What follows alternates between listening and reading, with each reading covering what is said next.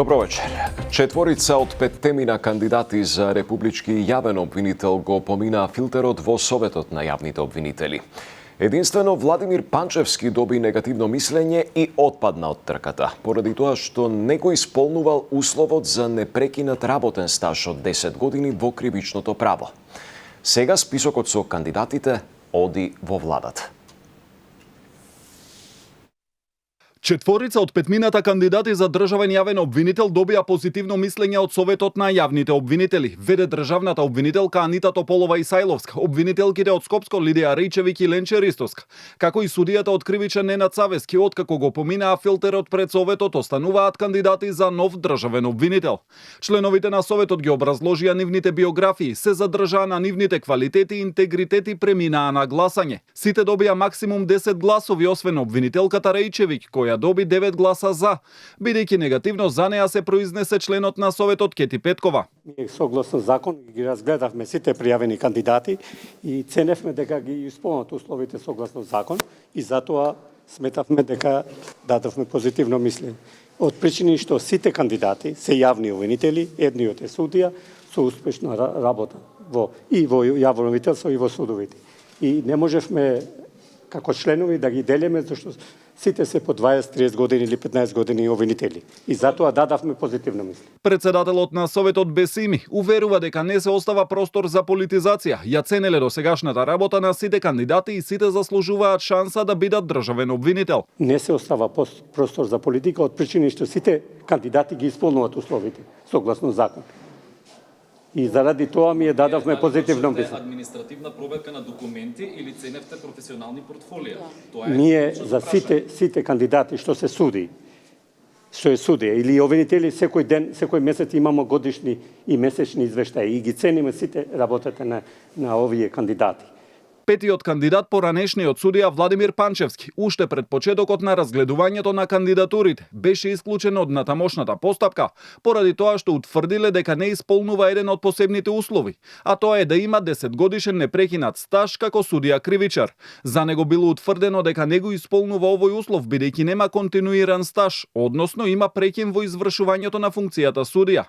Панчевски подоцна на социјалните мрежи објави потврда од Скопскиот кривичен суд, според која имал вкупен непрекинат судиски стаж од 12 години. Образложените позитивни мислења за сите кандидати, Советот на јавните обвинители ќе ги достави до владата. Оттаму ќе треба да се одлучат за еден кандидат и како предлог да го достават до собранието, каде државниот обвинител се избира со 61 глас за. Собранието утре ќе одлучува за изборот на универзитетскиот професор Гоце Наумовски за нов уставен судија. Председателот на Уставниот Дарко Костадиновски не гледа ништо спорно што предложениот кандидат е и надворешен советник на премиерот Мицкоски. Кога доаѓаат луѓе од академијата, како што е од факултетот, тоа за мене е добра вест за уставното судство. Во однос на тоа што бил советник на премиерот, јас бев советник на тројца македонски председатели. На тројца.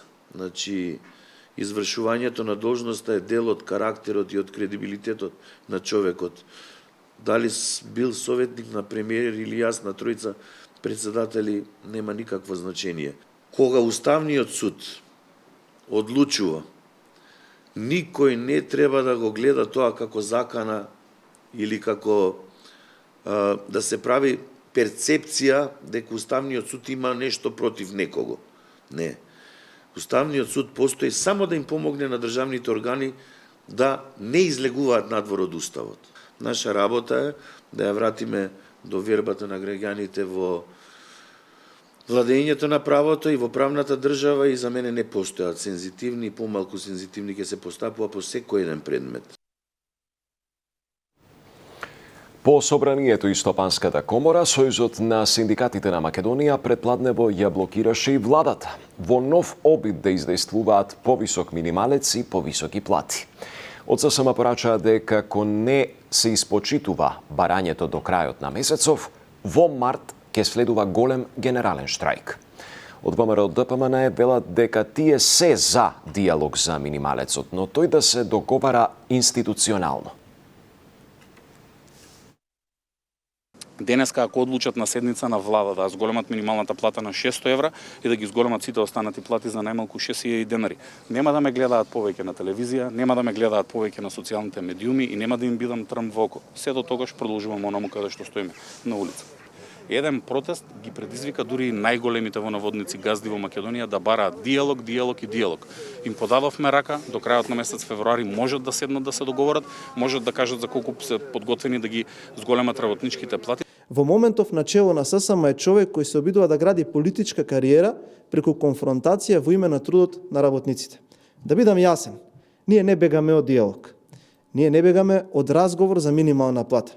Но минималната плата мора да се договара институционално во економско-социјалниот совет помеѓу работодавачите и синдикатите со владата како посредник. Решението мора да биде одржливо за сите инволвирани, за работниците, за работодавачите, за буџетот, за економијата во целост. Популизам со говори е лесен. Процесот на спојување на вреди во една партија, пат за обединување или пак можно разединување. По информациите дека меѓу партнерите постои јас околу начините на поделба на моќта во партијата, дел од аналитичарите сметаат дека се ќе зависи од тоа дали компромисот ќе надвладее над индивидуалните политички апетити. Дали вреди се пред спојување или раслојување? Откако собранискиот спикер и поранешен лидер на Алтернатива Афрем Гаши се изјасни против неофицијалниот договор меѓу лидерите на БЕСА и на Демократско движење, Касами и Меджити, политичкиот аналитичар Љузин Фаризи оценува дека сега сите партии ги подгреваат политичките апетити за дел од колачот, но сепак е оптимист дека на крај ќе ги испеглаат разликите и веројатно ќе најдат по некоја компромисна позиција. Изет Меджити има повеќе политичко искуство, особено дека билеше заедно со Али Ахмети во една политичка партија и знае точно неговите потези како се прават. И во овие 2 години се покажува дека е постабилен политичар и мислам дека тој ќе биде политички лидер, односно политички председател во таа политичка партија, а Билел Касами ќе биде председател, односно организационен председател во таа политичка партија, кој повеќе најверојатно ќе разговара со базата. Секој сака да покажува сила во почетокот, но најверојатно тие ќе се согласуваат на крај да биде генерален секретар, да биде од неговата политичка партија. Претпоставувам дека Беким Салим, сегашниот вице-премиер, ќе биде секретар на таа позиција, што ќе биде добра позиција на една политичка партија. Освен за тоа кој да ја раководи, битката во вреди е и околу тоа кој колкав удел ќе има во раководните структури. Дали сите партии подеднакво како што бара Гаши и беше договорено пред изборите во 2024 или согласно намерите на Меджити и Касами, тие да имаат по 35% учество, додека останатите 30% да ги поделат Алтернатива, крилото на Алијанса предводено од вице-премиерот Арбен Фетаи и самоопределување представено од Беким Ќоку. Политичкиот аналитичар Владимир Божиновски е согласен дека спојувањето на вреди нема да оди мазно, но смета дека лидерите треба да бидат свесни дека подобро е да се обединат отколку да се распаднат како коалиција.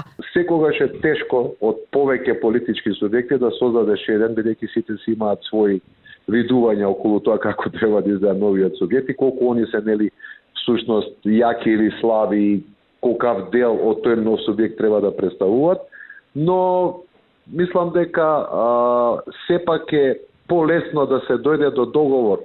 Не верувам дека тоа ќе помене нели мазно, тоа организирање во една политичка партија, но верувам дека сепак ризиците многу повеќе би се исплателе отколку да се седи да не се прави ништо. Ниту Божиновски, ниту Фаризи во трансформацијата и моменталните превирања во вреди не гледаат закана за владината коалиција, ниту пак некаква можност за предвремени избори. ВМРО ДПМН и премиерот Мицкоски според нив имаат стабилно мнозинство. Албанските коалициски партнери како што велат се свесни дека во моментов не им се исплати да ја напуштат власта. И уште ова на крај. Освен дождот и ветрот прави проблеми. Неколку возила се оштетени по Пладнево при пат на дрво во општина Кисела Вода. Според информациите, дрвото се откорнало и паднало од дворот на средното училиште Васил Антевски Дрен. А извесно време го отежнуваше и сообраќајот на улицата Вера Јоцич. Информацијата ја потврдија и од ЦУКот, каде што информираат дека се чувствували мирис на изгорен кабел, но без активен чат. Нема информации за повредени. Од УХМР велат дека засилен ветер ќе дува и вечерва и утре. Ќе започне да дува и засилен ветер од северен правец, значи ќе имаме заладување. И утре ќе биде така ветровито, променливо облачно, ветровито со засилен северен ветер, меѓутоа стабилно без врнежи. Врнежи не се очекуваат и во четврток, меѓутоа утрото ќе биде ведро и доста студено. Тоа беше се. Пријатна вечер.